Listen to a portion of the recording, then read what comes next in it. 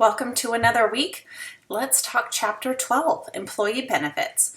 Chapter 11 talked a little bit about employee benefits, so we're going to delve a little bit deeper into some different offerings. If an organization says, we have great benefits, what does that mean? Does that mean they have a great cash incentive program? Does that mean they have health insurance benefits? Does that mean they have a flexible spending account? Or it means that they have premier parking spots? What is it that a company would consider to be a great benefit program? So there are different types of benefits that every organization has, and why do they have benefits? Why doesn't an organization just say, we pay $20 an hour, if you like it, take it, you'll be a great employee? Because every organization can have that same benchmark. Maybe if you're an engineer, you make $20 an hour. Why would I work for your organization versus the one down the street that makes $20 an hour and it has great health insurance benefits? Benefits are another form of compensation, something we have to remind candidates of sometimes, that if you work for an industry that doesn't pay as well, there are great benefits that can really correlate with those cash incentives that every organization has. So maybe you're making $18 an hour, but you couldn't beat the health benefits. That would be worth more than the $20 cash in hand. So there are legally required benefits that every organization must provide to their employees. The first being workers' compensation. If an employee is injured on the job, they have workers' compensation insurance. And then there's the Family Medical Leave Act. A lot of people are utilizing this more now than they have in the past. FMLA, Family Medical Leave Act, applicable to men and women in the organization for the birth of a child, bonding if you adopt a child, health-related issues for a relative, for a parent, different ways that you can use up to 12 weeks of job-protected leave.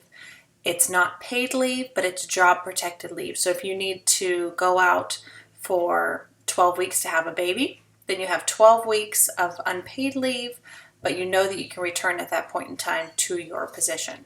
A company cannot let you go because you're taking that time off. But you also need to make sure that the documentation is in place. Those of us that will be in the human resources role will help an employee through that. I don't know how many of you have ever done paperwork under either workers' compensation, FMLA, paid disability leave. It's a very tricky paperwork to work your way through, a lot of legalese. We want to make that as streamlined as possible so the employee knows what they're getting into before they take time off. A company can offer voluntary benefits. Those voluntary benefits could be health insurance, and not every organization needs to offer health insurance benefits. That's why I call it voluntary, and not every position in the facility needs to be offered benefits. Some organizations tend to hire part-time employees under 20 hours a week that don't qualify for benefits. In that instance, an organization would be smart to offer a higher wage, knowing they don't have compensated benefits. The textbook goes on to discuss the different types of health insurance that are available. Retirement benefits. This is a great option for employers to offer to their employees. I told you before that I work for the state. We know that the state doesn't pay as high as the private sector, but I have fantastic retirement benefits. That's something that we really market from our human resources department in recruiting employees to our organization. So different types of retirement benefits that are offered, pension plans, profit sharing plans. This is a great thing. I have to tell you a funny story. I worked for an organization fresh out of college, and they weren't doing very well financially. The best thing that they could offer their employees was a profit sharing plan. The comical part of it was that the organization wasn't doing well, so the shares weren't really worth much, but it was the best that they could offer at that point in time. 401ks are a great option. Sometimes employers will actually benefit or match dollar for dollar in your 401k. In that instance, we really want to sign people up. I was a human resource assistant responsible for helping people with all of their paperwork, and I continually had people that did not want to sign up for the 401k plan when our organization was matching it dollar for dollar up to $7 a pay period. That's a free $7. Why not? But a lot of people didn't want to sign it over. Along those lines, when someone leaves your organization, we want to make sure that they carry their benefits with them. So a lot of times people will actually leave, whether they promote, they move out of the area, they're terminated, and they leave a lot of these benefits outstanding, pension plans, 401ks, and they're just floating. It's important for us to educate the employee from start to finish.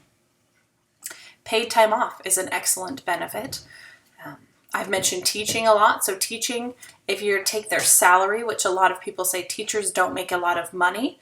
Well, if you were to base that salary off of 9 months a year and show the different holidays that a teacher has, if you actually took that dollar for dollar, day for day, teachers are making pretty good money. It's not too bad. That's an extended benefit that people have when they work for that job force. Being a nurse, nurses tend to work 3 12-hour shifts, 36 hours in a stint, and then they have 4 days off. That's also fantastic. A lot of organizations are working with the 9-8-80s these days, or 4-10s, and that's when you're working a flexible schedule. So you would work 4 10-hour days, then you have 3 days off a week. That's a great benefit that not every organization has, and sometimes that's worth more than cash itself. Different types of life insurance benefits, travel insurance, things that an organization might offer. And it's important that we let the employee know all of these options, both when they're recruiting and then when they join the team, and keeping them updated as changes arise, whether it's annual enrollments, letting them know if they have changes that come apart, whatever it is that might be. We as human resource managers need to make sure that we are managing our employees to the best of our ability and we're setting them up for success. Have a great week.